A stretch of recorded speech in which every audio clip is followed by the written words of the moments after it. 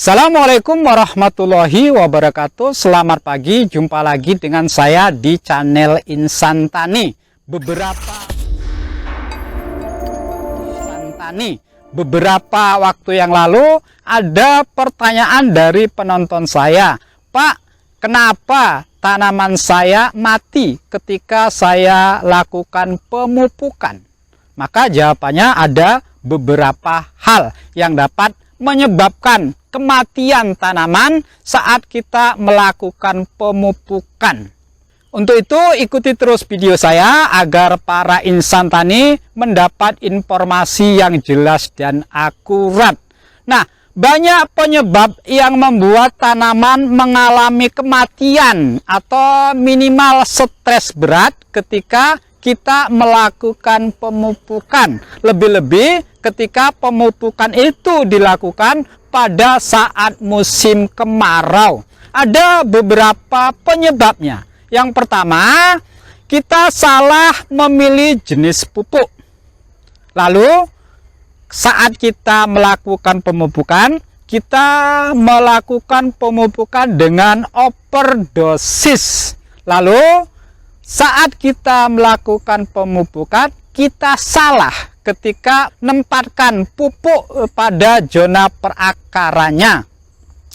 Nah, saat melakukan pemupukan di musim kemarau, hal yang terpenting untuk dipahami adalah kenali terlebih dahulu seberapa besar indeks garam yang dimiliki oleh jenis-jenis pupuk yang kita gunakan. Indeks garam pupuk menentukan seberapa besar daya rusak pupuk terhadap tanaman. Nah, semakin besar indeks garam, maka semakin besar daya rusak pupuk saat kita aplikasikan secara tidak benar. Nah, pupuk yang kita aplikasikan saat musim kemarau itu akan meningkatkan kepekatan air tanah di sekitaran zona perakaran tanaman ini. Air tanah yang pekat itu dapat menyebabkan tanaman mengalami kelayuan, dan pada kondisi yang parah, maka tanaman akan mengalami kematian. Maka gunakanlah pupuk dengan indeks garam yang paling rendah, terutama saat kita melakukan pemupukan pada musim kemarau. Nah, berikut saya tunjukkan indeks garam untuk beberapa jenis pupuk. Nah, kita mulai dari jenis pupuk nitrogen. Monoamonium fosfat seperti ini, ya, indeks garamnya itu 29,93. Lalu pupuk ZA seperti ini, ya, itu indeks garamnya 68,96. Dan terakhir saya tunjukkan ini pupuk urea, ini indeks garamnya 75,4.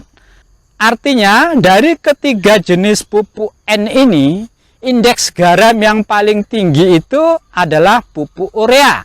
Maka hati-hati ketika kita menggunakan pupuk urea di musim kemarau. Dan yang paling rendah adalah pupuk monoamonium fosfat, hanya 29,93. Apa artinya itu? Artinya ketika kita memupuk di musim kemarau, menggunakan pupuk monoamonium fosfat sebagai sumber pupuk N itu lebih aman dibanding ketika kita menggunakan pupuk ZA atau pupuk urea. Selanjutnya untuk pupuk jenis fosfat itu TSP, nilai indeks garamnya 10,08. Lalu pupuk MAP, monoamonium fosfat, itu 29,93.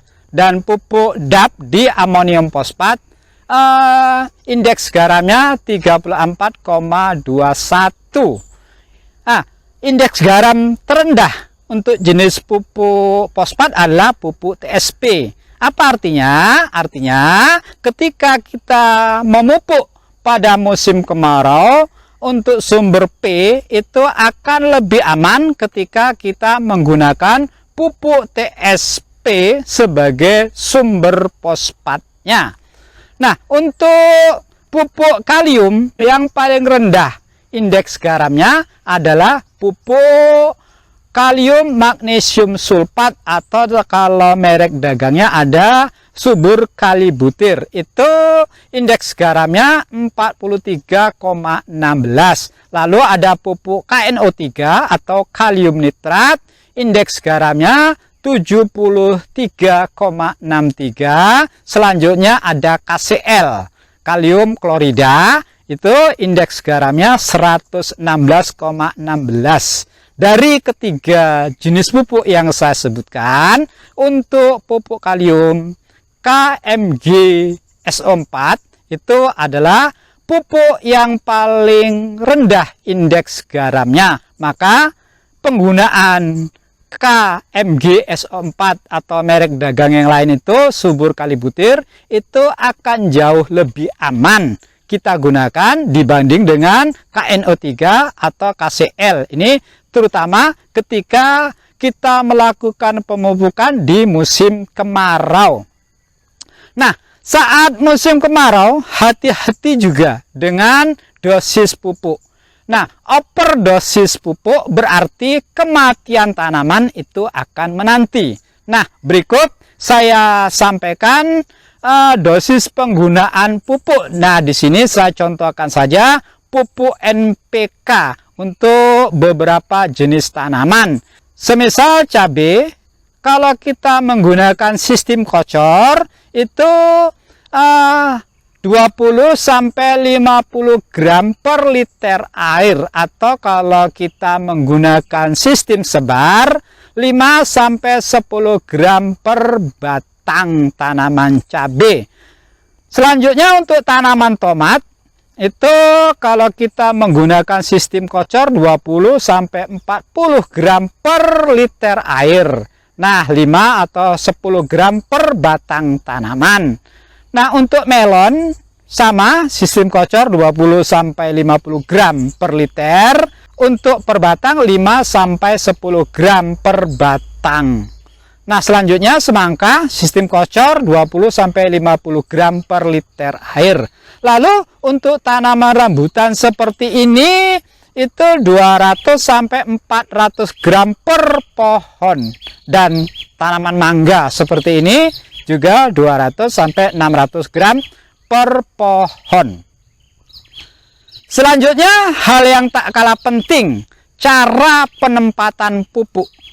Berapa jarak yang paling ideal agar pupuk yang kita aplikasikan ke tanaman ini memberi manfaat yang positif bagi tanaman, tidak merusak tanaman, dan efisiensi atau penyerapan pupuk yang kita aplikasikan itu agar dapat diserap keseluruhannya sehingga tidak ada unsur hara yang terbuang. Nah, contohnya seperti ini ya. Ini yang saya contohkan penggunaan pupuk NPK. Di sini ini tanaman alpukat ya, atau avocado.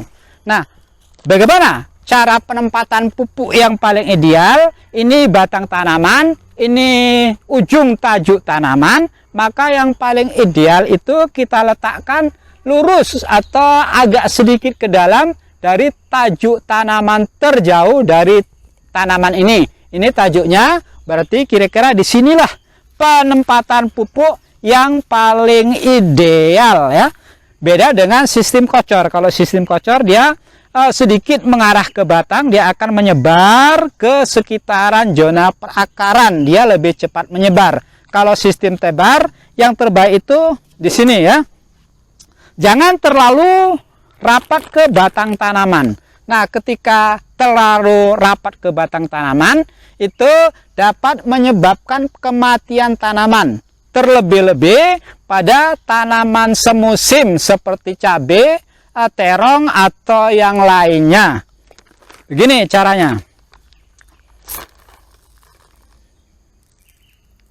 Nah, kita tebar merata seperti ini. ya kita singkirkan terlebih dahulu serasa-serasa atau gulma-gulma yang ada di sekitaran tanaman ini, agar pupuk, setiap partikel pupuk itu langsung bersentuhan dengan partikel tanah tempat tanaman ini tumbuh dan berkembang, sehingga efisiensi penyerapan pupuk nantinya akan berjalan dengan sempurna. Demikian video yang dapat saya sampaikan. Terima kasih, semoga ini bermanfaat, dan sampai jumpa lagi pada video saya selanjutnya. Terima kasih.